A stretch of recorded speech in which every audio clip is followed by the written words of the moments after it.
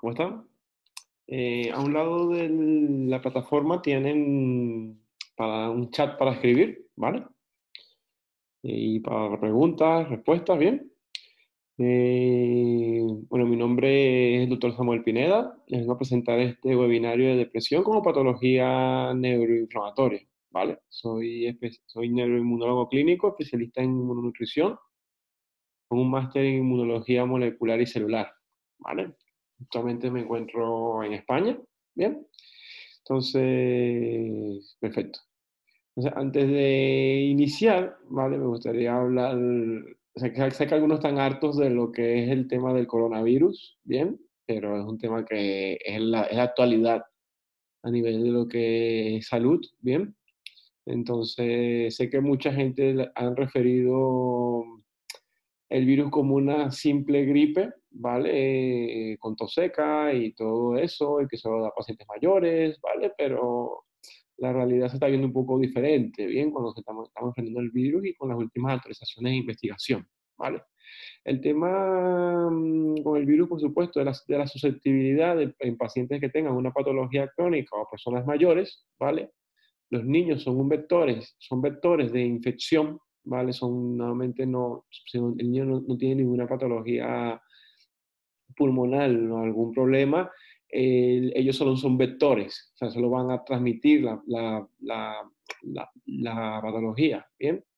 El tema con el virus es que es altamente contagioso, ¿bien? Y al ser altamente contagioso, la posibilidad de que haya un caso con infección aumenta, ¿vale? El problema es que normalmente cuando son los casos graves tienen que ser llevados a unidades de cuidados intensivos, ¿bien?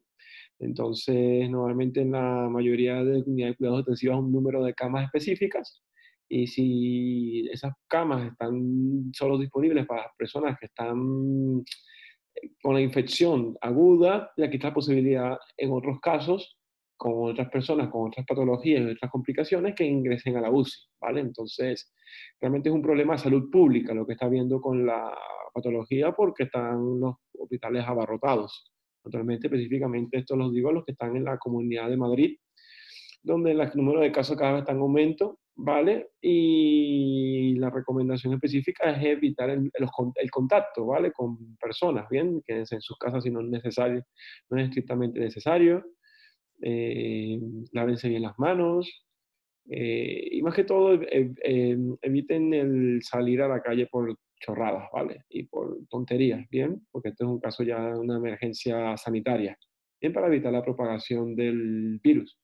Entonces, no es el tema de ser alarmista, pero el tema es que hay que evitar que este virus sea contagiado a personas que sean altamente susceptibles de poder adquirir una complicación por este virus, que en este caso serían personas que tengan patología crónica o que sean personas mayores, ¿vale? Más que todo eso. La mayoría de las personas lo que cursan es con síntomas de tos seca y, y sin rinorrea, ¿vale? Y falta de respiración ya en los casos que ya se van complicando.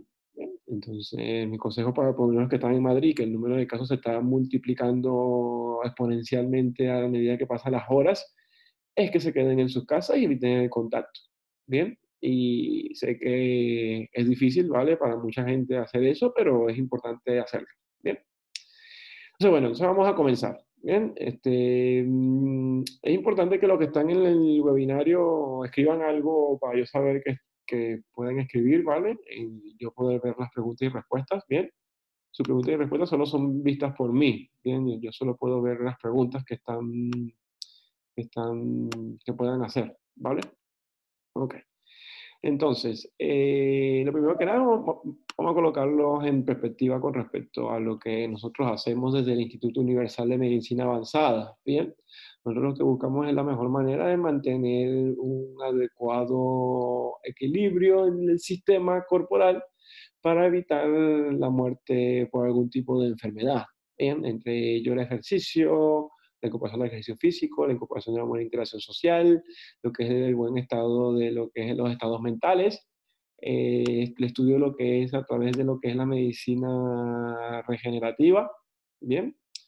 Y lo que es el estrés y lo que es el estado del sistema inmunológico. Bien, con respecto al sistema inmunológico, les recuerdo que la mayoría de la función específica del sistema inmunológico es evitar que cuando invada algún microorganismo específico que nos quiera matar, él va a establecer una serie de estrategias específicas para evitar que ese microorganismo nos mate o nos elimine. ¿Vale? Eso es sumamente importante. ¿Bien? Ok. Entonces, teniendo en cuenta esto, es importante entender de una u otra manera esta combinación específica que tienen todos estos sistemas, ¿vale? Para entender cómo nosotros podemos mantener un buen estado de salud de nuestro cuerpo. Por supuesto, todo está relacionado con lo que es la nutrición. Bien, teniendo en cuenta esto, nosotros encuadramos lo que es la nutrición dentro de lo que es una nueva rama de la nutrición que se llama inmunonutrición, que ahorita en un ratillo hablaremos sobre ello. Bien. Entonces, ¿qué es lo que sucede? Teniendo en cuenta que lo que es todo lo que tiene que ver con la salud está relacionado con temas que tienen que ver con psicología, neurología, endocrinología, inmunología, genética, epigenética, antropología, etcétera. Nosotros buscamos una metodología para poder enseñar tanto a personas sanitarias como a personas del día a día que viven en la calle esta metodología, ¿vale? Nosotros lo encerramos en la metodología de lo que es el coaching. Y en ese sentido no tenemos una formación en esta materia enfocado en dos niveles básicos, ¿vale? Y luego en especializaciones específicas relacionadas con neuroinmunología, ¿bien? Entonces, lo más importante ahorita para entender lo que es la salud de enfermedad es ubicarnos en el ámbito epidemiológico, ¿bien? Cuando hablamos del ámbito epidemiológico, nosotros hablamos de lo que es la, la, o sea, lo que es el número de casos específicos por lo cual la gente muere hoy en día de las diferentes enfermedades. Bien, estas son las estadísticas de la pasada década. Bien, estamos actualizando de las últimas décadas. Es importante entender que para para las diferentes patologías que les estoy mostrando ahora, para la década pasada, bien, que hablamos del 2010 al 2019, todas estas estadísticas han aumentado. Bien, estas estadísticas las tenemos actualizadas actualmente entre el 2011. Estoy esperando la última actualización la van a entregar ahora en abril, a final de abril. Bien, con todos los datos de la década anterior, que es 2010 al 2019. Bien. Entonces, ¿qué es lo que sucede? Teniendo en cuenta esto en epidemiología, nosotros, lo importante de la epidemiología es que nos permite ubicar de qué se enferma la gente, ¿vale? Una vez que nosotros ubicamos de qué se enferma la gente, que es el número de casos, nosotros podemos entender específicamente cómo se están comportando las personas que están provocando que esas patologías o esas enfermedades o esos problemas o esos conflictos aparezcan, ¿bien? Entonces nosotros vemos en primera instancia, por ejemplo, que más o menos en la década de entre 2000 y 2010, el 20% de la población europea sufrió algún tipo de dolor. Bien, entonces, por supuesto, ese 20% de personas que han sido diagnosticadas con algún tipo de dolor crónico, toman algún tipo de medicamento también para ese tipo de dolor. Bien, entonces, por lo menos en la Universidad de Austria, que aquí lo vemos el porcentaje, el 53% de, más o menos se estudió en estudiantes de medicina, cuántos estudiantes de medicina de todas las universidades de Austria sufrían de dolor de espalda, y se encontró que el 53% de esos estudiantes sufrían de ese tipo de dolor de espalda con toma de algún analgésico para ese dolor. Bien. Entonces, ¿qué es lo que pasa? Cuando hablamos de lo que es la epidemiología y hablamos de una estadística representativa, ¿vale? O estadística, cuando algo es estadísticamente representativo, hablamos de que cuando está por encima ya de 0,5% a nivel poblacional, ¿vale? De un gran grupo de población, es una estadística de mucha gente, mucha población, ¿vale? Ya hemos hablado de dos estadísticas muy altas, que es el 20% por lo menos en dolor de espalda y 53% en dolor de espalda baja, ¿bien? Ahora, por supuesto, seguimos siguiendo el tema del dolor. Nosotros vemos que, por lo menos en poblaciones occidentales, por lo menos el 4% sufre de algún tipo de dolor de cabeza. Bien, entonces teniendo en cuenta que hablamos de algún tipo de dolor de cabeza, nos referimos a de cefaleas comunes a migrañas, ¿bien? Entonces, teniendo en cuenta esto, nosotros lo que observamos con respecto a lo que es ese 4%, nuevamente es una estadística que está en, en- en menor proporción, en mayor proporción, ¿vale? Porque muchas personas que sufren algún tipo de dolor nuevamente no acuden al médico porque sí, ¿vale? Entonces, nuevamente esta estadística está ya aumentada, ¿bien? Recuerden la proporción de normalidad, que estaríamos hablando de que si está por encima de 0,5 ya es estadísticamente representativo. Entonces, cuando hablamos de un 4% es una estadística alta, alta, ¿bien? Para una problemática específica, ¿bien? Entonces, ¿qué es lo que sucede? Por lo menos, si nosotros referimos a lo que es población occidental, la población hoy en día con todo lo que es la globalización, ¿vale? Eh, lo que se considera población occidental, cualquier ciudad que haya establecido algún tipo de dinámica que haya sido exportada de lo que es grandes ciudades norteamericanas. Entonces estamos hablando que hay muchas ciudades en Oriente que se comportan como ciudades occidentales, ¿bien? Entonces es importante que lo tengan en cuenta hoy en día para la literatura científica, porque las grandes ciudades como Shanghái, Tokio, Bombay en India son consideradas ciudades con estructura occidentalizada por su estructura y sus mecanismos de manejo tanto poblacionales como económicos, ¿bien? Entonces estamos hablando, por ejemplo, tenemos que el 40 al 75% de la población occidental sufre de sobrepeso, ¿vale? Eso es mucha gente, mucha peña, ¿bien? Y ahora hablamos, por supuesto, como la obesidad es una pandemia, un desorden que está altamente presente en países desarrollados, bien como China, bien. Entonces ustedes dirán, pero bueno, pero en China son delgadicos todos. Bueno, es que realmente la gordura o el sobrepeso ya no se mide por los kilos que tú peses específicamente, sino por la diferenciación entre cantidad de agua que tiene tu cuerpo, tu peso en grasa y tu peso en músculo. Entonces, normalmente estamos hablando que en China tienen el fenotipo TOFI, ¿vale? TOFI es thin outside, fat inside. Entonces, tienen una gran índice de masa grasa, ¿vale? Por lo que se consideran obesos. Bien. Entonces ahora llegamos a nuestra estadística, bien, que es relevante para lo que es este seminario, que es desórdenes mentales, ¿vale? Estamos hablando que del 12 al 20% de la población occidental, ya hemos encuadrado que se considera población occidental, debido a todo el tema de globalización, sufre de algún tipo de desorden mental, ¿bien? Ahora, cuando hablamos de esta epidemiología o esta característica, lo que nosotros observamos es que esta estadística está sesgada, ¿bien? Porque normalmente entra en estadísticas el tipo de persona que va al psicólogo o al psiquiatra, es diagnosticada correctamente y le coloca algún tipo de medicamento tipo antidepresivo o cualquier otro tratamiento médico psicológico para lo que es algún tipo de desorden mental, ¿vale? Ahora, ¿por qué esto es importante? Bien, porque la depresión es considerada un desorden mental, bien específico. Entonces, esto es sumamente importante, bien, lo que es la depresión crónica, bien. Entonces, como desórdenes mentales, tenemos otros trastornos como trastornos obsesivos compulsivos, trastornos de bipolaridad o trastorno de despersonalización, por ejemplo, por mencionar algunos, bien, porque hay tantos, bien. Existe un manual muy específico que se llama el DSM-5 que te da las características clínicas de de todas las patologías y desórdenes mentales. Bien, entonces teniendo en cuenta esto es importante porque estamos hablando de que el 20 al 50%, por lo menos en la siguiente estadística, más abajo de las que están en rojo, nosotros vemos que el 20 o 50% de la población occidental sufren de una patología cardiovascular, ¿vale?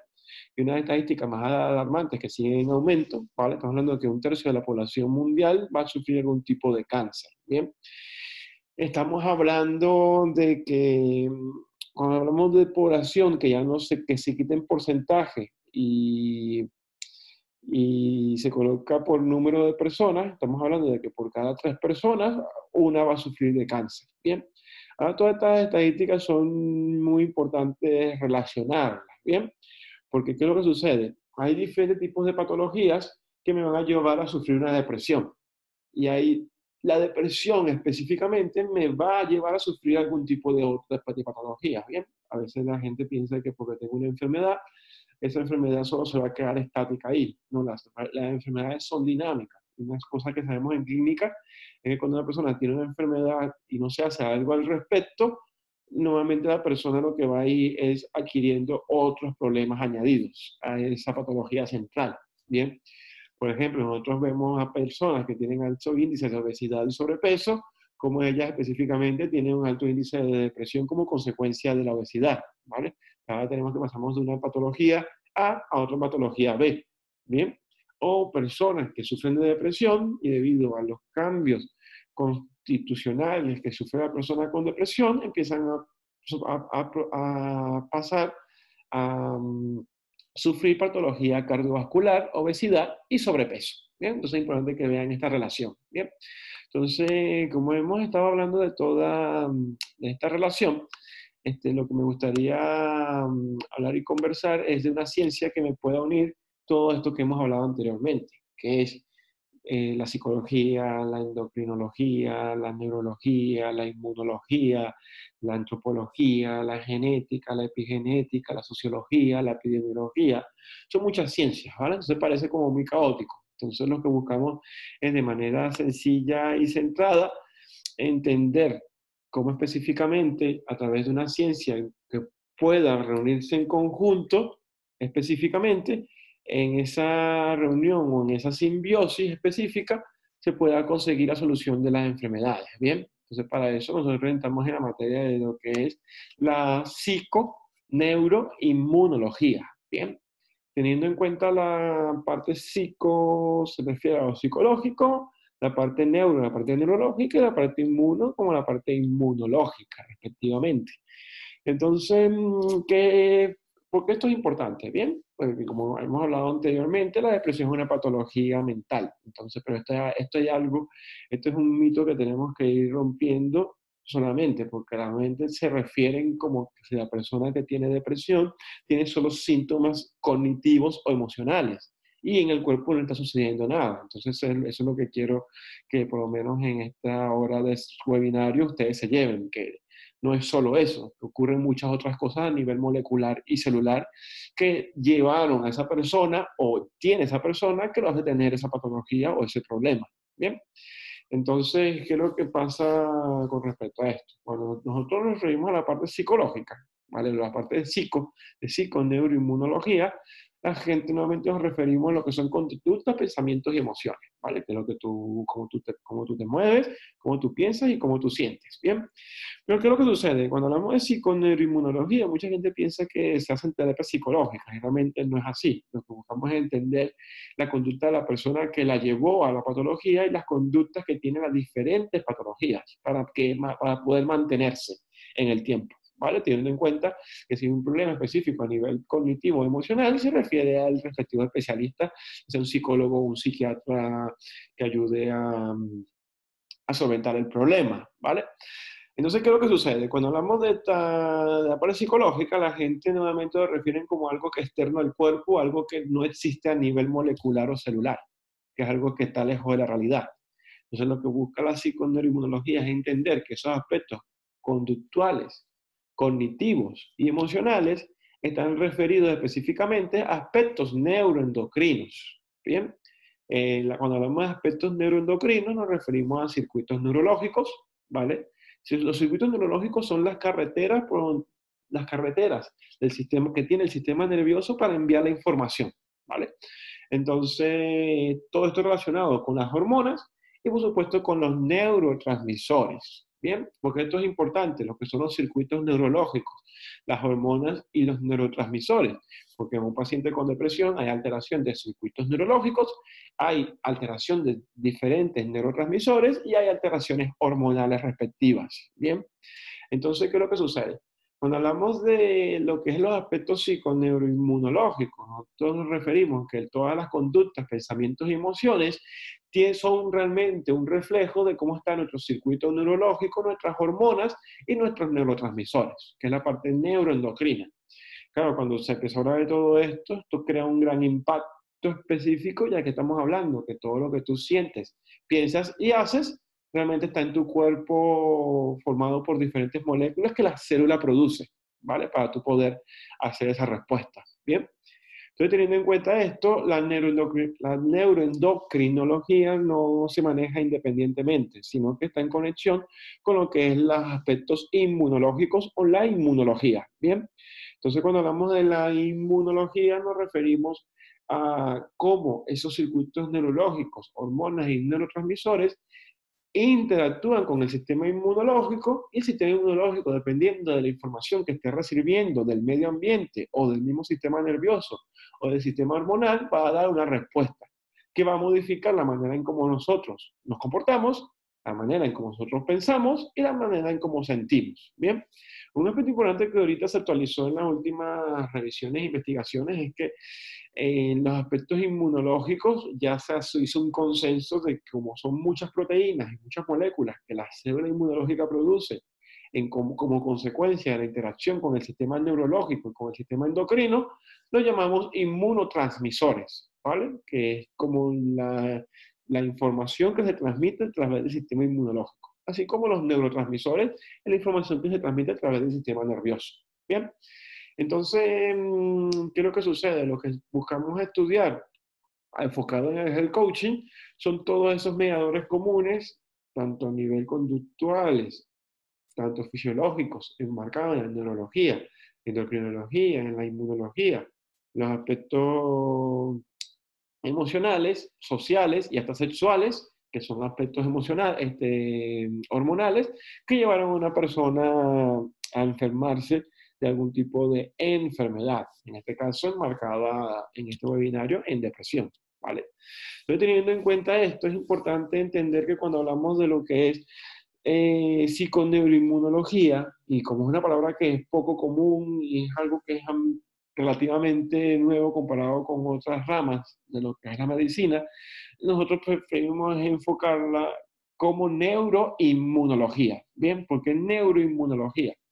Porque ya los aspectos, el sistema nervioso no se puede comunicar con los otros órganos sin el sistema hormonal, sin las hormonas.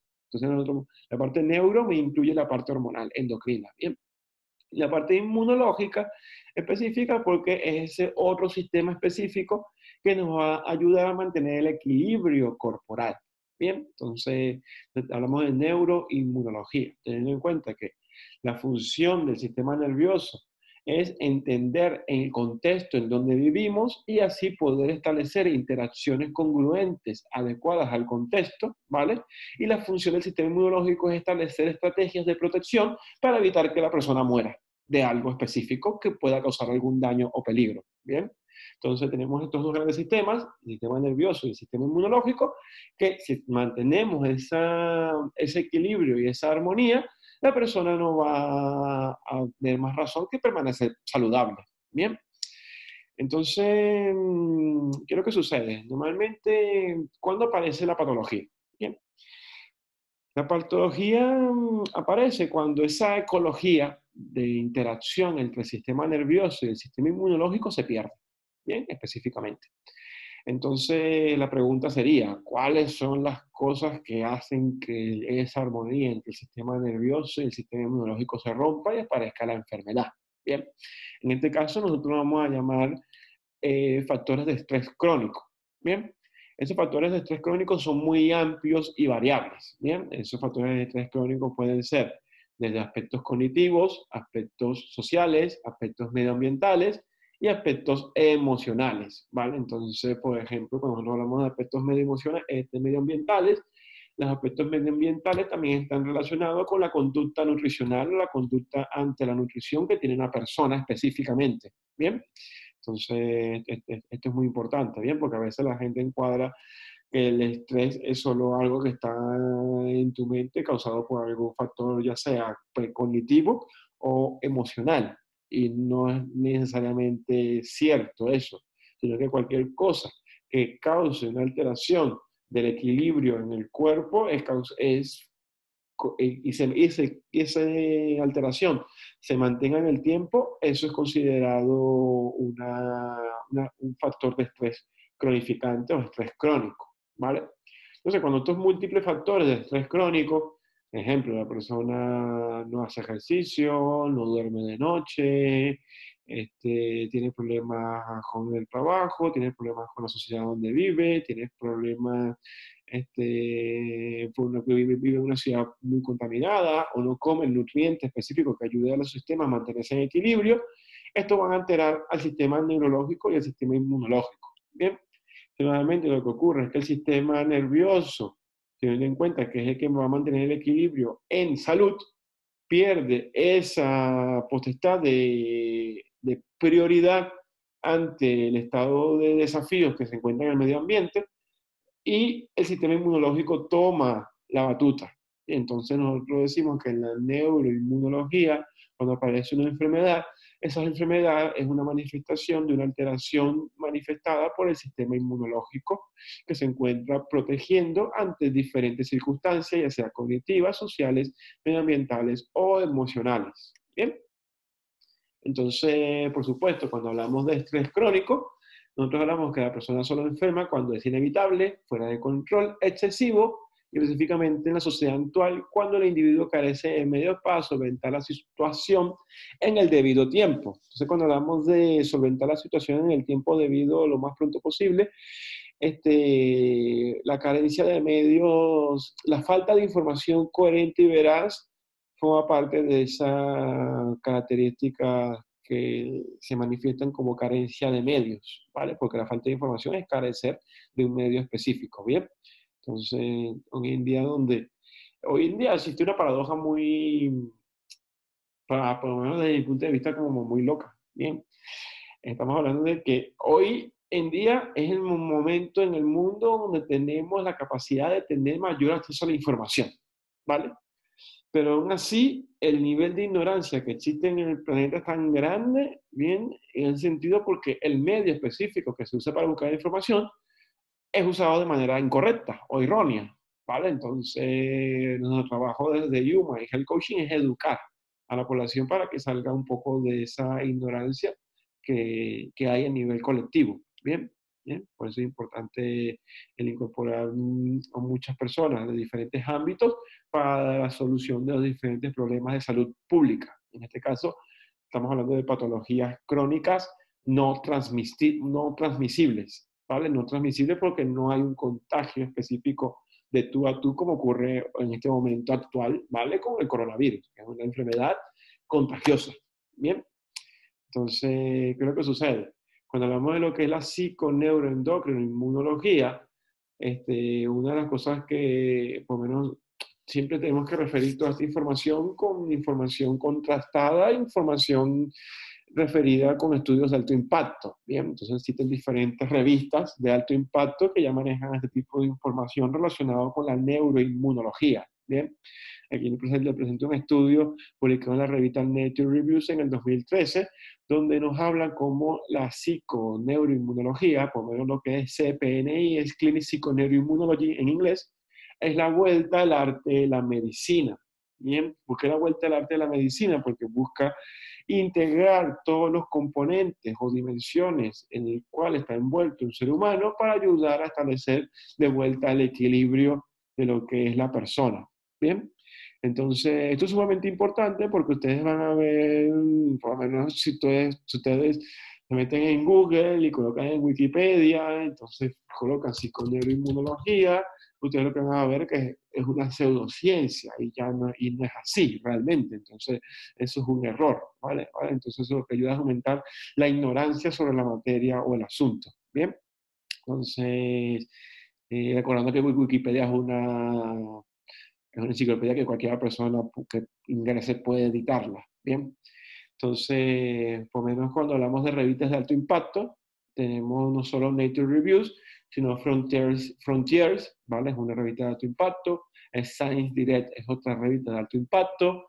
También lo que es The New England Journal of Medicine es una revista de alto impacto. The New American Journal of Medicine o New American Journal of Nutrition también son revistas de alto impacto, ¿vale? Y así hay un montón. Celsa Metabolism es otra, Brain Behavior and Immunity es otra, ¿vale?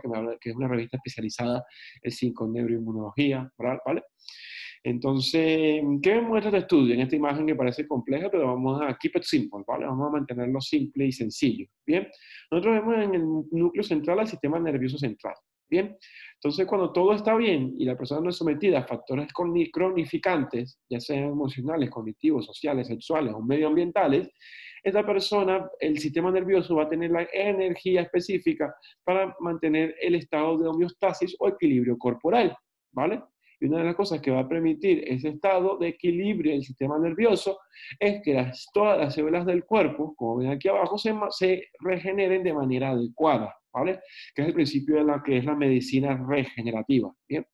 Ahora, ¿qué es lo que sucede? Cuando la persona es sometida a esos factores específicos crónicos, de estrés crónico, el sistema inmunológico busca establecer estrategias para solventar el problema, pero como son muchos conflictos en que la persona está envuelto, el sistema inmunológico empieza a tomar relevancia en estos asuntos. Entonces, al empezar a tomar relevancia en estos problemas, o en estas circunstancias, porque hay múltiples peligros, el sistema nervioso va perdiendo competencia de una u otra manera, y una de las cosas que se ve afectada al que los sistemas específicos van perdiendo competencia, no solo el sistema nervioso, sino como el sistema metabólico, el sistema gastrointestinal, el sistema endocrino, el mismo sistema cardiovascular. Una de las cosas que va a suceder con las células es la alteración de lo que es los estados de regeneración, ¿vale? Teniendo en cuenta que cuando aparece una patología, estamos hablando que los estados de regeneración corporal están completamente afectados, ¿bien? Esto incluso en una patología como puede ser la depresión, ¿vale? Entonces, ¿ok? Entonces, teniendo en cuenta esto, aquí tenemos otro estudio que me habla de esa interacción entre el sistema nervioso y el sistema inmunológico, ¿bien? Y cómo esto puede producir diferentes patologías.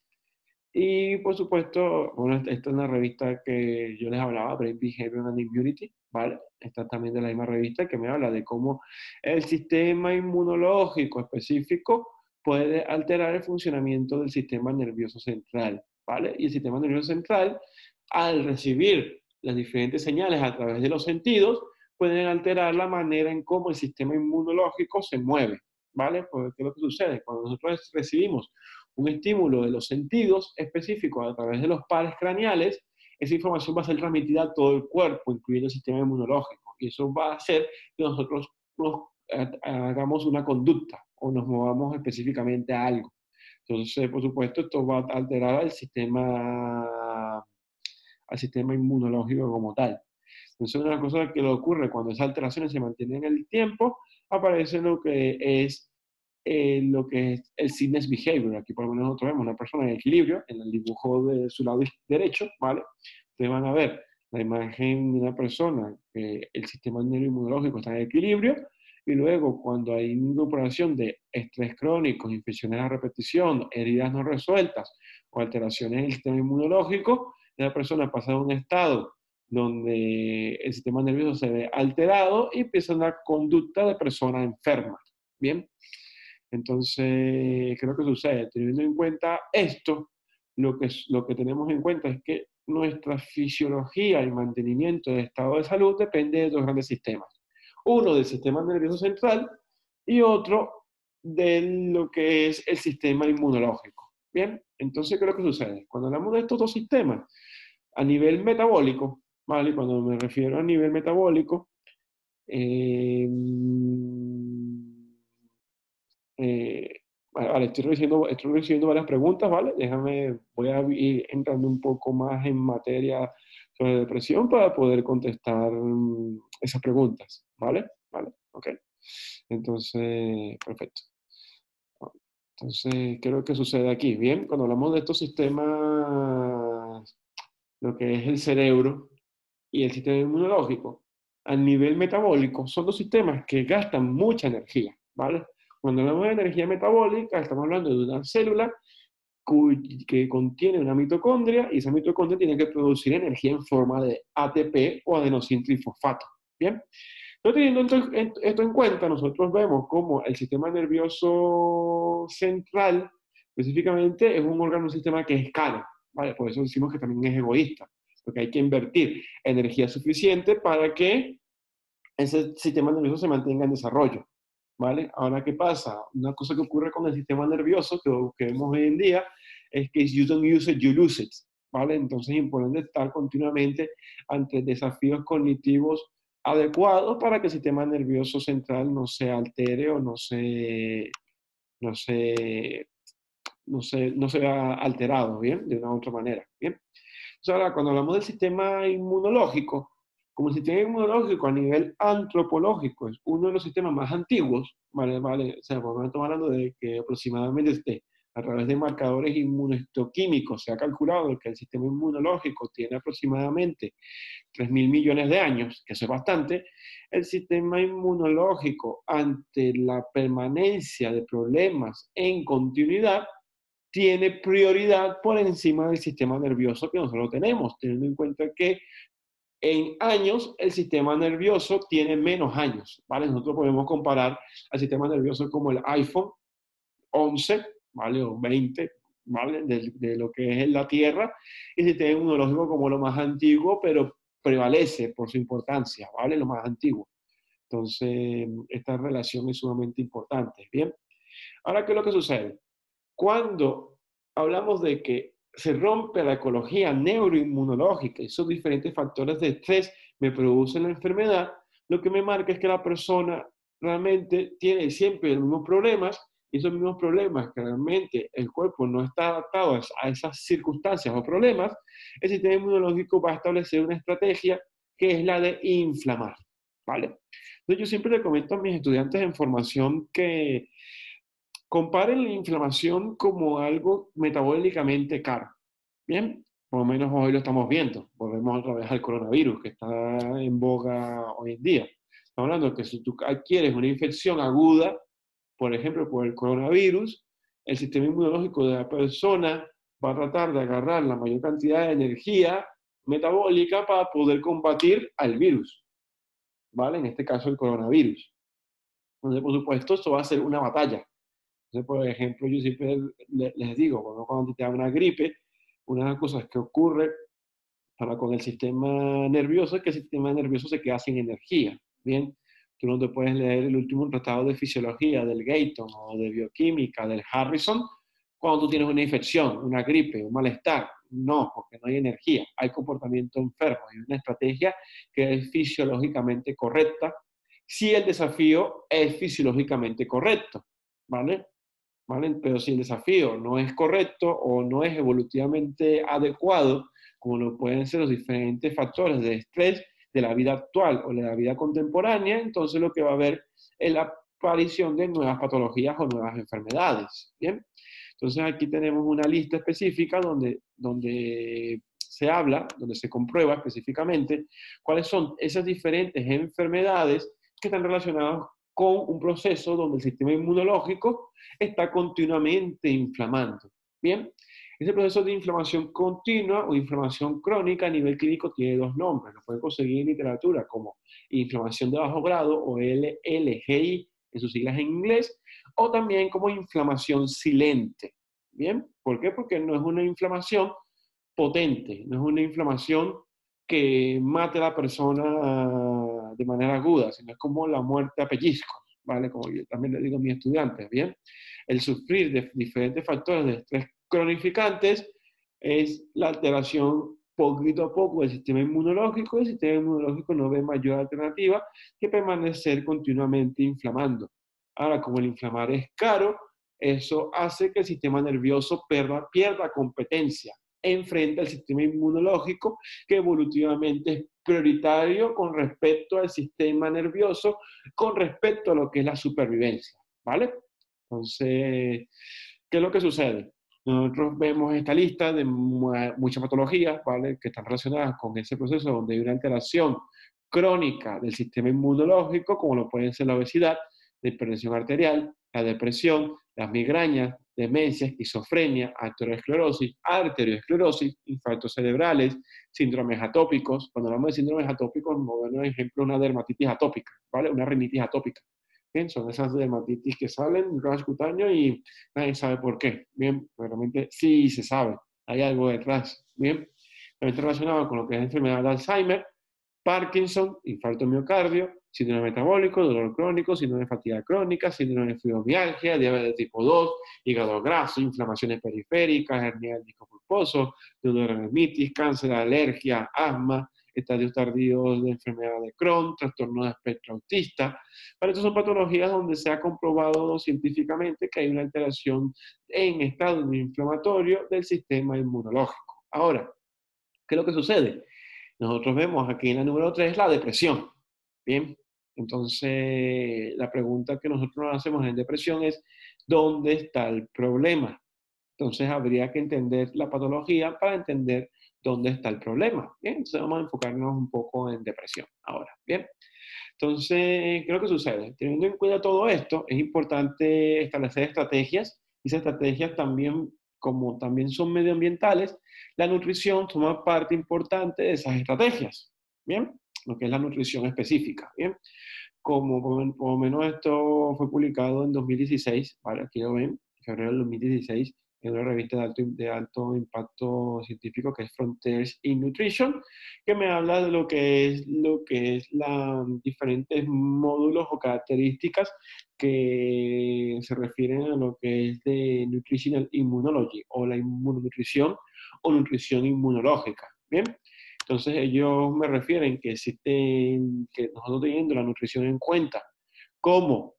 Porque lo que pasa con la nutrición es que es un arma de doble filo, ¿vale?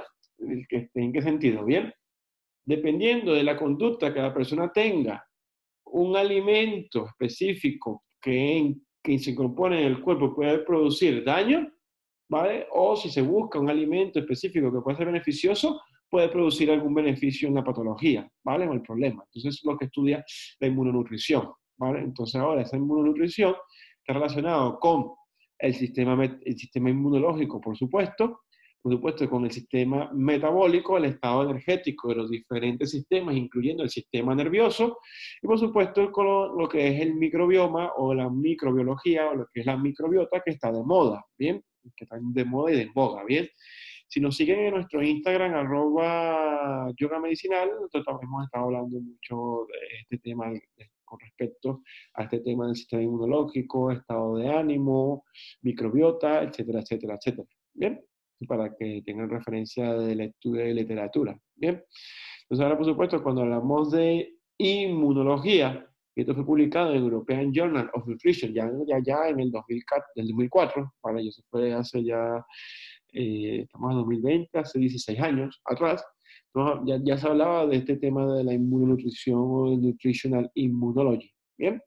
Entonces, teniendo esto en cuenta, cuando hablamos de inmunología, todo lo relacionado con inmunología tiene que ver con el estado nutricional, la dieta, la flora de la persona, el estado de constituir de la persona, como la conducta de consumo de alcohol, si fuma o no fuma, si hace o no ejercicio, si a los diferentes tipos de estrés que está sometido, ya sea ambiental, psicológico, fisiológico, donde la nutrición está incluido como factor de estrés ambiental, historias de vacunación, exposición a patógenos, la presencia, la historia, la ausencia, el estado hormonal, la edad de la persona, el género, la genética y los eventos a edad temprana. Bien, de cada uno de estos aspectos nos podría tomar un día entero de hablar de solo uno, bien, pero se los mencioné de manera global para que lo tengan en cuenta.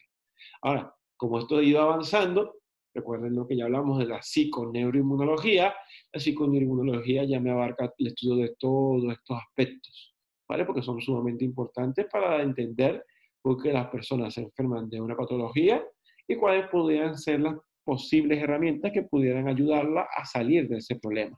¿Bien? Ok. Entonces vamos a comenzar con qué es la depresión, ¿vale? Entonces, teniendo en cuenta esto, ¿tiene alguna pregunta de lo que hemos hablado anteriormente? ¿Vale? Sí, voy a seguir, ¿vale? Porque el tiempo se me va rápido, bien, ya han pasado ya 40 minutos. Bien. Aquí yo puedo durar horas hablando de esto y se me va, bien.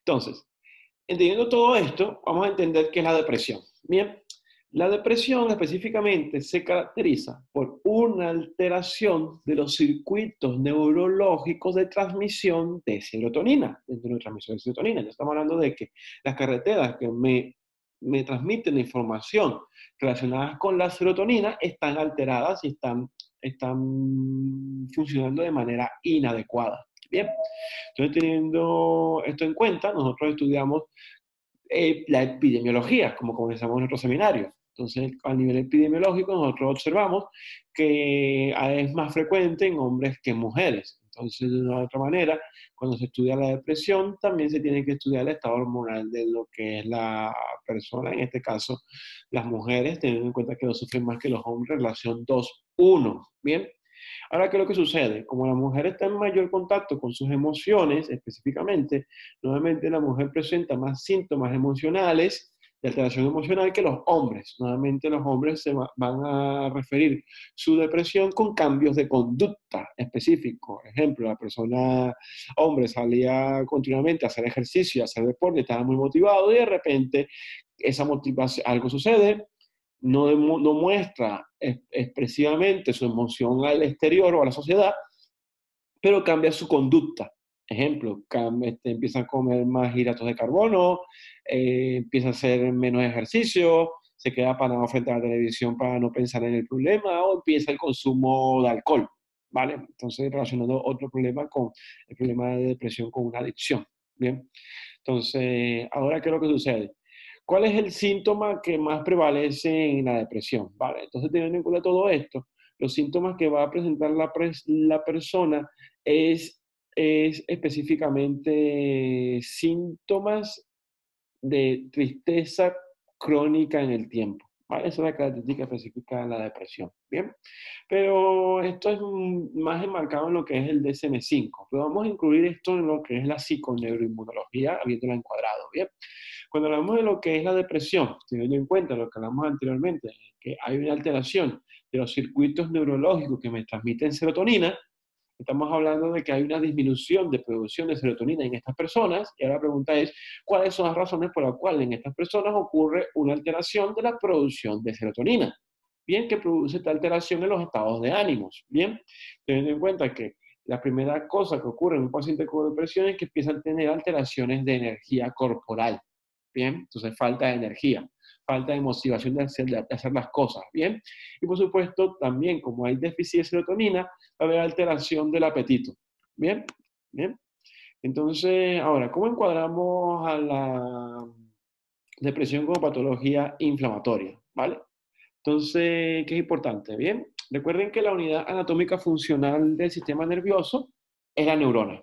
Bien, la neurona específicamente, como toda célula, va a tener un núcleo celular, como pueden ver aquí, va a tener su retículo endoplasmático, va a tener su aparato de Golgi, va a tener sus mitocondrias. Por supuesto, se caracteriza porque las neuronas a nivel histológico, anatómico, histoanatómico, va a tener un axón, que son las prolongaciones alargadas, ¿vale? Y va a tener dendritas, que son las prolongaciones cortas. Ahora, la conexión entre una neurona y neurona se va a establecer a través de conexiones dendrita, axón, axón, axón o dendrita dendrítica, ¿vale? Dendrita dendrítica, dependiendo en dónde se coloquen, ¿vale? O sea, si vemos esta imagen aquí, la que está en circular, bien, nosotros vemos que como una célula que produce, por ejemplo, vamos a colocar que esta célula es una célula productora de serotonina. Bien, entonces este núcleo celular va a tener la información específica donde se va a transmitir la información del neurotransmisor, ¿vale? Entonces la célula va a producir el neurotransmisor, ese neurotransmisor va a viajar por todo lo que es el axón y va a llegar a lo que, vamos a suponer que llega aquí, ¿vale? Y ahora esto aumentamos la imagen, y entonces vamos a conseguir aquí lo que es la conexión nerviosa.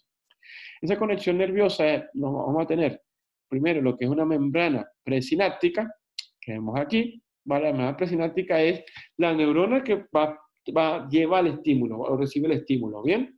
Y ahora tenemos nosotros la membrana postsináptica, ¿bien? Entonces ahora, el tipo de sinapsis que nosotros tenemos como humanos son sinapsis bioquímicas, ¿vale? ¿Qué quiere decir esto? Que son moléculas, que son proteínas, que son sustancias que se tienen que producir, ¿bien? No son impulsos eléctricos, ¿bien? Como muchas personas piensan, ¿bien? Entonces, ¿qué es lo que sucede? Ahora, ¿qué pasa? Esos diferentes neurotransmisores, vamos a suponer que esta es la neurona serotoninérgica, o neurona que produce serotonina, esta es la serotonina en unas vacuolas, esto viaja a través de unos microtúbulos, Entonces, vean cómo en la membrana presináptica esta vacuola con los neurotransmisores se unen a la membrana y luego ella va a salir y ella en la membrana postsináptica lo que va a conseguir es un receptor, ¿vale? Entonces tenemos el neurotransmisor y este receptor es un receptor de serotonina, ¿bien? En este caso. Entonces, una cosa que no ocurre es que la neurona postsináptica no se va a tragar el neurotransmisor. Ese neurotransmisor va a permanecer en el microambiente, ¿vale? Y ahora una cosa que tiene que hacer la membrana postsináptica es reciclar el neurotransmisor, es volver a incorporar el neurotransmisor. Lo puede volver a usar o lo puede degradar a través de diferentes mecanismos, dependiendo de la función o lo que está ocurriendo a nivel contextual, ya sea a nivel conductual, emocional, lo que la persona esté recibiendo del medio ambiente. ¿Bien? Entonces, ahora, ¿qué sucede? Una célula específica que es sumamente importante es la célula que envuelve la neurona, que me la ven aquí, ¿vale?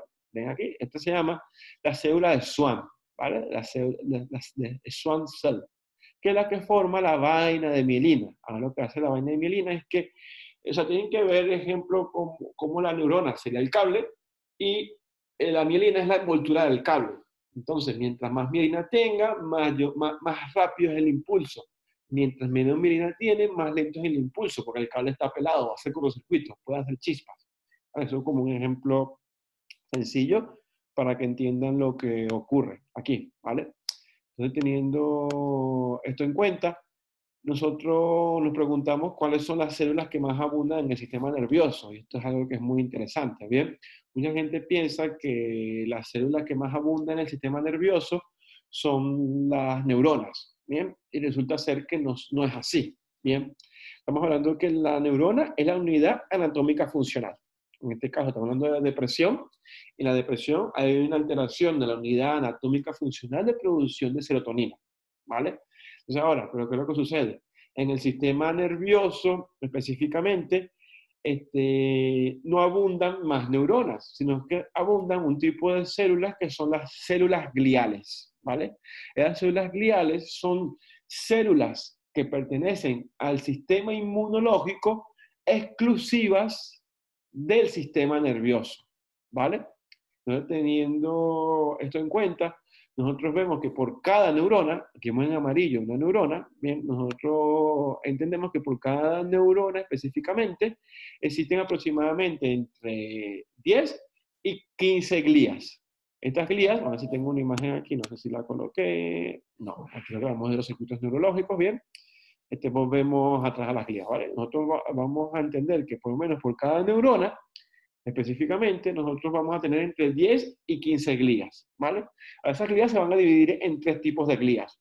Una ya la hablamos, que es la célula de Schwann, ¿vale? Que realmente es como un adipocito del cerebro, ¿bien?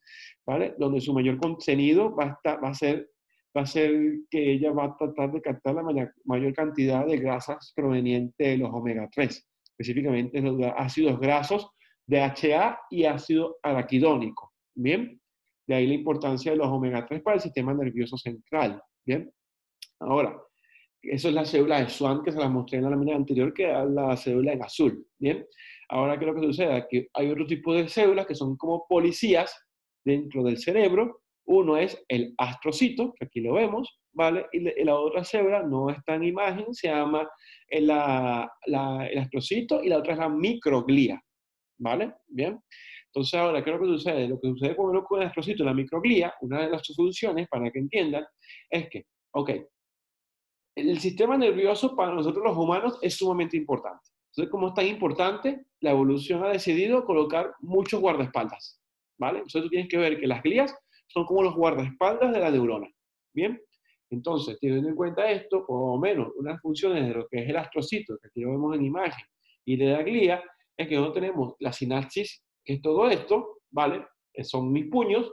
Pero imagínense que mi cabeza, mi cara, es la glía. Bien, entonces yo soy un astrocito, mi cara, entonces yo lo que hago es vigilar que la neurona presináptica, el neurotransmisor venga y se conecte a la membrana postsináptica, ¿vale? Y así ocurra la buena transmisión del impulso nervioso entre célula y célula, ¿bien? De una u otra manera, ¿bien?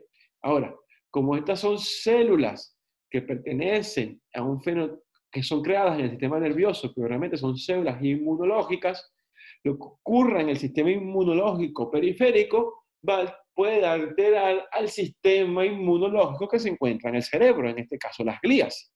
Entonces, si hay un estado inflamatorio periférico, ese estado inflamatorio periférico puede ser informado al sistema nervioso central y establecer que estas glías específicamente establezcan una conducta inflamatoria también. ¿Vale? Al establecer una inflamación, es importante que esa inflamación es destrucción, ¿vale? Es destrucción de neuronas, ¿bien? Una cosa que sucede con la depresión es que la gente piensa que no sucede nada a nivel del sistema nervioso. Y una cosa que sí está altamente identificada es que en la depresión ocurren destrucciones de neuronas. Bien, ejemplo, hay alteración de lo que es el hipocampo, que es donde se guarda la memoria a largo plazo. Hay alteraciones de lo que es o menos la amígdala cerebral, se hipertrofia, aumenta de tamaño, ¿vale? Porque imagínate, hay un mundo peligroso. Entonces, la amígdala cerebral, que es una organela que se encarga de computar las reacciones de miedo y rabia, aumenta de tamaño, aumenta la producción de glutamato, disminuye la producción de serotonina y disminuye la producción de factores de crecimiento neurológico, teniendo como consecuencia que se altera el hipocampo y se altera el lóbulo frontal, ¿vale? Esas son cosas que ocurren en un paciente con depresión a nivel neurológico, ¿vale? Entonces, vemos el estudio publicado en el New England Journal of Medicine, que me habla de las rutas serotoninérgicas, y este específicamente estudio me habla específicamente de esas múltiples alteraciones que ocurren en un paciente con depresión, ¿vale? Donde vemos esas diferentes alteraciones, los diferentes organelos dentro del sistema nervioso central, como lo es el hipotálamo, lo es alteración en el hipocampo, alteración en la amígdala cerebral, alteración en lo que es el lóbulo frontal, alteración en lo que es la sustancia negra, ¿vale? Esos tipos de alteraciones, ¿bien? Entonces ahora la pregunta, que aquí es importante, ¿bien? Entonces yo creo que voy a empezar a leer preguntas, ¿bien? Porque ya me estoy quedando sin tiempo, ¿bien? Entonces me están preguntando aquí cuáles son los alimentos y meditaciones que ayudan a bajar los estados de depresión, ¿vale? Entonces nosotros hablamos que esas tomamos meditación específica, Kirtan Kriya, ¿vale? Es una de las meditaciones que más ha sido estudiado en los estados depresivos, bien. Bueno, es el tiempo específico donde más se ha estudiado, es 31 minutos de hacer Kirtan Kriya, ¿bien? Kirtan Kriya es la meditación con Satanama, ¿bien? Satanama, ¿bien? ¿Bien? Igual si colocan en YouTube Kirtan Kriya y van a ver cómo se realiza la meditación. Bien. Ahora, alimentos, ya hemos hablado de uno, bien, que es el omega 3, que es sumamente importante para lo que es el sistema nervioso central, bien. Y por supuesto, tenemos que buscar específicamente cómo aumentar los niveles de serotonina, bien. Pero ¿qué es lo que ocurre? Cuando un paciente va a lo que es la consulta, bien, y se evalúa que tiene depresión, lo que busca el antidepresivo no es aumentar los niveles de serotonina, ¿vale? Porque los antidepresivos no hacen eso. Los antidepresivos lo que van a hacer es evitar el reciclaje natural de serotonina para que la serotonina se mantenga más en el espacio presináptico. Por supuesto, si tomamos crónicamente los antidepresivos, la glía, en este caso sería mi cara, imagínense aquí, yo voy a ver esto como un error. Entonces, este estado va a alterar a las glías, ¿vale? La toma crónica del antidepresivo. De ahí el problema del antidepresivo, ¿vale? Que al principio me ayuda, pero si no se soluciona el problema real, que es la falta de serotonina y la inflamación que ocurre a nivel periférico, a nivel central, estamos hablando de que este problema no se soluciona. ¿Bien? Entonces, por supuesto, ¿de dónde viene la serotonina? Eso ocurre a nivel metabólico, que específicamente es un aminoácido esencial que se llama el L-triptofano. ¿Bien? El L-triptofano a nivel cerebral, vamos a esta imagen me gusta más, ¿vale? Esto fue publicado en una revista que se llama Molecular Cellular and Endocrinology, donde nosotros vemos cómo el triptófano, ¿vale? Específicamente, se va a transformar a nivel cerebral en lo que es 5-hidroxitriptofano, que es 5-HTP, y luego esto se va a transformar en serotonina. Entonces, recuerden lo que ya venimos hablando. La depresión es una alteración de los circuitos serotoninérgicos. hay una baja producción de serotonina en este tipo de pacientes, donde va a haber alteraciones o síntomas de falta de serotonina. Por supuesto, va a haber una inflamación. Esa inflamación va a alterar otras áreas del cerebro, ¿vale? Y no solo otras áreas del cerebro, sino que pueden alterar a órganos periféricos, como lo que son el páncreas y el hígado, bien, específicamente.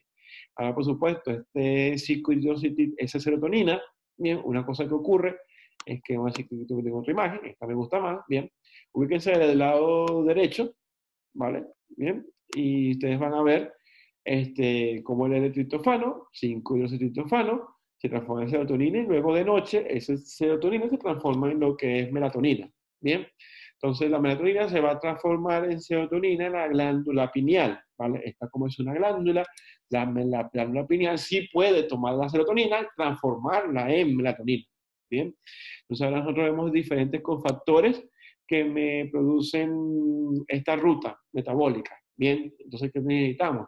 Alto contenido, buen transporte de oxígeno, de ahí la importancia de hacer yoga y respiración, ¿bien? Lo que es buenas cantidades de hierro, vitamina C y ácido fólico. Lo que es el grupo de vitaminas B, eso lo menciona la vitamina B3, pero realmente necesitamos B1, B3, B6, ácido patoténico, colina, ¿vale? Entonces, ¿qué es lo que sucede? El 5-hidroxitriptofano se transforma en serotonina y luego en melatonina. Entonces, como el paciente presenta ya una alteración previa de la producción de serotonina, una de las cosas que también se ha alterado es el sueño, porque si ya de día no hay serotonina, donde el paciente nuevamente lo que como por falta de energía y por inflamación lo que va a presentar es aislamiento social. A ver, tienen que entender que la depresión cursa con grave carencia energética. Bien, entonces a nivel conductual el paciente no se va a querer relacionar con el medio ambiente, con la sociedad donde vive. Entonces lo más jodido que tú le puedes decir a un paciente que tiene depresión, y por menos ejemplo, que en un día soleado y hermoso, es decirle, mira, sal, que no pasa nada, que el día está soleado. Pero entonces si estamos entendiendo lo que es la depresión, nosotros vemos que en una depresión hay una inflamación enmarcada adentro del cerebro, entonces tú con solo decirle o hacer terapia psicológica, la vas a ayudar, sino que tenemos que darle estrategias específicas que ayuden a aumentar los niveles de serotonina, ¿vale? En este caso, estaremos hablando de, por lo menos yo aconsejaría de una manera más segura, si no manejan lo que es la fitoterapia, dar el triptofano con vitamina B6, que es muy buena para aumentar los niveles de 5-hidroxitriptofano.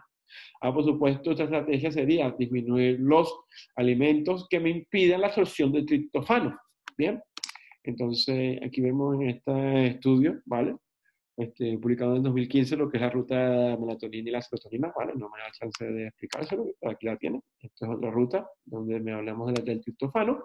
Bien, ahora el alimento más rico en triptofano es el huevo, ¿vale? Específicamente. Entonces, y el huevo hoy en día debe ser considerado el nutriente más importante. Bien, por lo menos esto fue publicado en el 2013, donde se habla cómo el triptofano promueve la confianza interpersonal, bien específicamente. Por lo menos un huevo contiene 675 miligramos de triptofano, ¿vale? Muy por encima del siguiente que contiene triptofano, que sería algún tipo de pescado grande, que tiene 100 miligramos de triptofano, ¿vale? De triptófano, ¿bien? Entonces, es una diferencia que es abismal, ¿bien? La diferencia entre el huevo y otro tipo de proteína, ¿bien? Entonces, por supuesto, ¿qué es lo que sucede? Por lo menos para terminar, ¿vale? Porque ya no me da chance de explicarles más. Bien, me quedan 5 minutos, ¿bien? Nosotros vemos más o menos lo que es esa relación tubo digestivo, alimentos y sistema nervioso central, que lo ven a su derecha. Nosotros vemos que cuando nosotros comemos mucha cantidad de hidratos de carbono, esos hidratos de carbono compiten con el triptofano para el ingreso de la barrera hematoencefálica, ¿vale? Entonces, ¿qué es lo que sucede? La persona puede comer mucho huevo, pero si se come ese huevo con un bocadillo de pan, ¿vale? Que supera la cantidad de hidratos de carbono, esa cantidad de triptofano, aparte de que el pan que contiene gluten me va a alterar lo que es la microbiota y el tubo digestivo, esos azúcares del pan, específicamente diferentes lectinas, saponinas y de polimorfina me van a competir por el transportador de triptófano dentro del cerebro. Si el triptófano no entra, no va a haber producción de serotonina, ¿vale? Entonces, esta es la visión un poco para que entiendan lo que es la inmunonutrición, ¿vale? Esto fue publicado en 2012 en una revista que se llama Nutrition Research, en Nutrition Research, que es una sucursal del Cielo, ¿vale? Entonces, perfecto. Entonces, tengo muchas diapositivas que dar, bien, entonces me gustaría que en este momento me hicieran alguna pregunta, ¿vale? Si tienen alguna duda específica, bien. Les quería mostrar aquí alguna una diapositiva. Ah, ya me en grande, vale. Intento buscar una diapositiva, bien. Hay un punto importante que sucede con la carne, con lo que es el huevo, es no tener miedo a lo que es el aumento del colesterol, ya que el huevo lo que no está comprobado que hay una relación directa entre el consumo de huevos y el aumento del colesterol en sangre. Bien, es un poco un mito. Bien, más bien en los últimos estudios de revisión de patología cardiovascular, lo que nos indica es que el aumento del consumo de huevos me mejora el perfil de producción de LDL y HDL. Bien, igual ahorita recién, no sé si fue esta semana, se publicó en el Instagram algo relacionado con el HDL y el LDL colesterol. Bien, entonces, preguntas. Si no tienen preguntas, voy a mostrar una cosita, ¿vale? Ok, muchas gracias, Angélica. Muy bien. Muchas gracias, Jessica. Gracias, saludos, Eliana. Muy bien. ¿Alguna preguntilla que tengan? Muy bien. Entonces, quiero mostrar este estudio, ¿vale? Para concluir. Bien, ya vamos a ver aquí. Ok, si lo coloco, compartir pantalla. Ya, un segundillo aquí.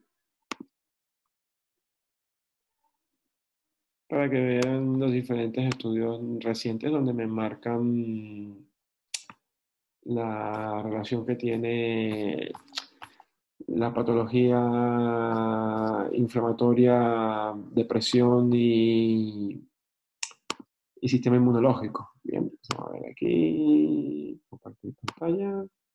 Aquí. A ver, entonces miren aquí bien. Entonces, ¿qué es lo que sucede? Bien, teniendo en cuenta que en una depresión ocurre una neurodegeneración específicamente, una de las cosas que ocurre a nivel del sistema nervioso central es que existen muchas células madres. Bien, por lo menos cuando yo hice la investigación en inmunología molecular, me dediqué al estudio de células madres. Entonces, un punto importante es que ellas se pueden renovar a sí mismas y el sistema nervioso central tiene muchas células madres, ¿vale? No es estático, el sistema nervioso se regenera. Bien, ahora, ¿qué es lo que sucede? El problema con la célula madre es que va a depender del microambiente donde viva el tipo de célula que va a producir. Bien, ella puede producir una neurona si tiene los nutrientes específicos para producir una neurona, o si el ambiente es inflamatorio, lo que va a producir es más astrocitos, ¿vale? O si tenemos mucho omega 3, me va a producir oligodendrocitos, ¿vale? La célula madre neurológica y todas las células madre del cuerpo se van a desarrollar dependiendo del ambiente en donde vivan, ¿vale? Si la persona le mete comida que no es beneficiosa o comida que inflama, la célula se va a transformar en lo que es una célula inflamatoria, ¿vale? Entonces aquí vemos esa relación de lo que es el tubo digestivo y el intestino como segundo cerebro en toda esta ruta de lo que es la depresión, ¿vale? Y lo que es la nutrición. Y por supuesto esa relación que hay entre el sistema nervioso central, sistema inmunológico y microbiota, ¿vale? Que estos están enmarcados en el concepto de lo que es la inmunonutrición. Lo que está relacionado con lo que es la inflamación cerebral, esto teniendo en cuenta que la depresión es una neuroinflamación, por lo menos ya te pueden buscar en lo que es el Journal of Neuroinflammation, ¿vale? En el Journal of Neuroinflammation del 2015, es una revista específicamente que se encarga de publicar artículos científicos especializados en neuroinflamación. Aquí vemos esa relación que hablamos anteriormente, como una patología cardiovascular me puede llevar a una depresión y una depresión me puede llevar a una patología cardiovascular o viceversa, ¿vale? ¿Vale? Por el tipo de conducta que ocurre, ¿bien? Aquí por lo menos esto es lo más relevante con respecto, lo más reciente con respecto a neuroinflamación y depresión, publicado en Nature, como el estrés psicoemocional altera la percepción del sistema nervioso que tiene el mundo, le pasa esa información al sistema inmunológico, y el sistema inmunológico, como respuesta a ese medio ambiente psicoemocional estresante, produce una alteración del sistema nervioso central, produciendo una neuroinflamación. ¿Vale? Esto es importante para que vean que no me lo estoy inventando, bien, esto es muy importante, bien, lo que esto es Nature Reviews in Immunology, ¿vale? Estos estudios, o menos ahorita, ya los psiquiatras ya se están poniendo las pilas, bien, y los neurólogos, bien, todo esto fue publicado realmente por inmunólogos, luego los neurólogos y los psiquiatras están diciendo, ¡oh! La importancia del sistema inmunológico, bien, aquí vemos todas estas alteraciones de diferentes áreas, como el hipocampo que se va alterado, la amígdala cerebral, la ínsula, el lóbulo frontal, los diferentes mecanismos, bien. Entonces, esto es Neuroimmune Mechanisms in Depression, ¿vale? Lo mismo, un poco más complejo, ¿bien? Pero necesitaríamos entender más, que para eso tenemos el curso de formación, ¿vale? Entonces, eh, yo creo que es todo por hoy, ¿bien? Por el día de hoy. Si no tienen, yo voy a dar 2 minutos por si tienen alguna duda o pregunta, ¿vale? Si no, la daremos por terminada la sesión, ¿bien? Y esto es una revisión muy amplia, ¿vale? Para que se queden con esta revisión que se llama examinando el rol de la neuroinflamación en la depresión mayor. Bien, entonces, que es sumamente importante. Bien, entonces, bueno, espero verlo en la próxima oportunidad. Bien, dejen sus comentarios en info@yogamedicinal.com o en nuestro Instagram sobre qué les pareció el webinario, y estamos en contacto. Bien, a final de mes vamos a estar publicando nuestro primer curso online completo de inmunonutrición. Estén pendientes para que los que estén lejos en otras ciudades o en otros sitios participen. Bien, está muy bueno. Bien, nos toma un tiempillo, pero está armarlo, pero está muy, muy bueno, donde vamos a hablar de nutrición, de barreras. Bien, bien, bien. Ok, preguntas, vale. Ok. Saludos de Argentina, está presente aquí. Genial, qué guay. Muy bien. Eh, mm, Porque lo que sucede, la fibromialgia de por sí es una patología que es compleja, ¿vale? Cursa con neuroinflamación, cursa con bajos niveles de serotonina y puede producir depresión. Y una depresión puede producir fibromialgia, ¿vale? Entonces, claro, en este caso, cuando hablamos de fibromialgia y depresión, son patologías que vienen muy unidas, ¿bien? Ahora, por supuesto, aquí es muy importante, aquí estamos hablando de un webinario estructurado muy pequeñito, ¿bien?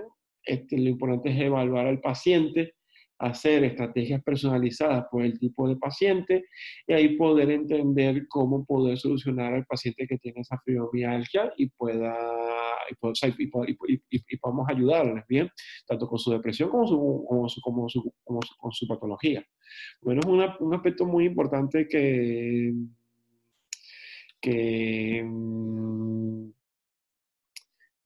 ¿vale? Entonces, un aspecto interesante que se ha estudiado ahorita últimamente es que existe una relación muy potente entre esas patologías y lo que es el estado inmunológico y depresivo, ¿bien? Entonces aquí hay otras preguntas, ¿vale? Que estoy viendo que me hablan de piedras en el hígado causan depresión. O sea, a ver, en pacientes con depresión, una cosa que sí está 100% comprobado es que los pacientes con depresión cursan con hígado graso. El hígado graso puede causar piedras en la vesícula, ¿vale? Ahorita próximamente tenemos un curso en Madrid sobre hígado, ¿bien? Donde estaremos hablando sobre ello, ¿bien? Entonces, ok. Pues habrá oportunidad de realizar programas de health coaching en forma online. Nosotros vamos a iniciar con el curso de inmunonutrición, ¿vale? Y pronto estaremos ofreciendo cursos semipresenciales de health coaching intensivos, ¿vale? Donde combinaremos cursos intensivos presenciales, ¿vale? Y tareas y formatos de video online, ¿bien? Ok. Entonces, la endometriosis se puede curar sin operación, ¿vale? Siempre, o sea, siempre toda patología se maneja de manera multidisciplinaria, ¿vale? No solo se basa en un especialista, ¿bien? En lo que puedo hablar de mi experiencia con pacientes con endometriosis, nosotros hemos conseguido remisión de endometriosis sin operación, ¿vale? Ahora, por lo menos cuando se publicó en la revista Nature sobre psiconeuroinmunología, un aspecto importante que, por lo menos en esa edición de 2013, la editora publicó: toda patología está destinada a ser curada, ¿vale? Ella hablaba de eso, ¿bien? Pero claro, toda patología crónica no transmisible, ¿bien? Entonces, pues ella colocaba una paréntesis, ¿bien? No, una coma. Y después esa coma decía, como todo está relacionado también con conductas, ¿vale? Ella comentaba si el paciente lo desea, ¿vale? Porque ¿qué pasa? Cuando hablamos de todo esto, y que también la aparición de una enfermedad está relacionada con decisiones que toma una persona, ¿vale? Eh, Dentro de lo que es el health coaching, nosotros motivamos y enseñamos a que el paciente se tiene que ser responsable de la patología o la enfermedad. ¿Bien? Entonces, bueno, teniendo en cuenta todo esto, les mando muchos saludos y bendiciones a todas las personas que se conectaron desde España y América, y nos vemos en una próxima oportunidad. Bien, adiós.